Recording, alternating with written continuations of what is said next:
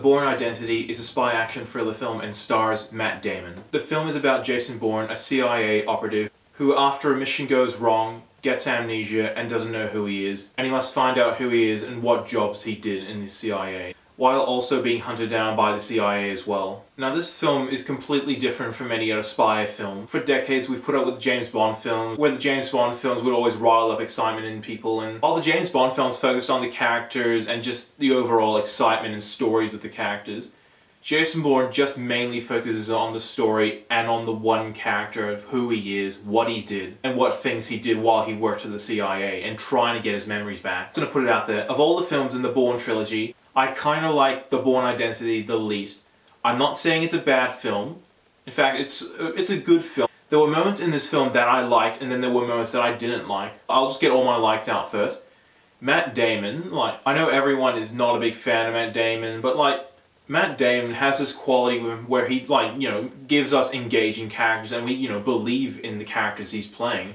His past performances, he gave a believable performance as Will Hunting in Good Will Hunting. And recently he did a good job capturing our emotion when he played Mark Watney in The Martian. And once again he does it here, as we feel for his character in this film. He doesn't remember who he is, what he did, and Matt Damon has this quality that makes us get involved in his characters. And the story for the most part was pretty good. I was into the story of, the spy doesn't know who he is, he must try find out. That was really interesting. And for the most part, the action scenes were actually pretty good. The action scenes are a lot more fast-paced than any James Bond film. And there's a real feeling of tension in this film. With James Bond films, the films are kind of predictable, but with The Bourne Identity, you have no idea what's going to happen next. It always keeps you on your toes, and that's why the tension and the thrills in The Bourne Identity are so good. Now I'm going to get into the parts of the film I didn't like. For the most part, the side characters weren't that interesting. The main villain in The Bourne Identity is the most forgettable villain in the entire Bourne trilogy. With all the Bourne films, stories are hard to follow. You basically have to pay attention to every detail to understand and follow it easily. If you don't, you're going to get lost. And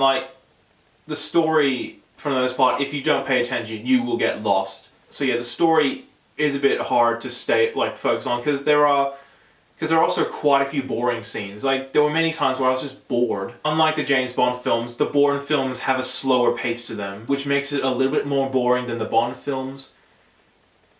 And overall, you just don't get that feeling of awesomeness. Instead, you have to, sit there, let the story take its toll on you, and just, have to sit there, wait for it to tell you a story, and just, that's it. And I do admit the later Bourne films do a good job of, keeping you interested, but for this first film, I was just bored. Overall, this film is a good way to introduce yourself to the Bourne series. While this film isn't my absolute favourite, it is still a good film, and I still had a fun time with it, even though it was kind of boring and the characters weren't that interesting.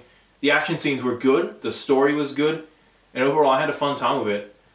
And I'm going to give this film an 8 out of 10. Thank you for watching this video. If you'd like me to see, be sure to click that subscribe button. Thank you for watching.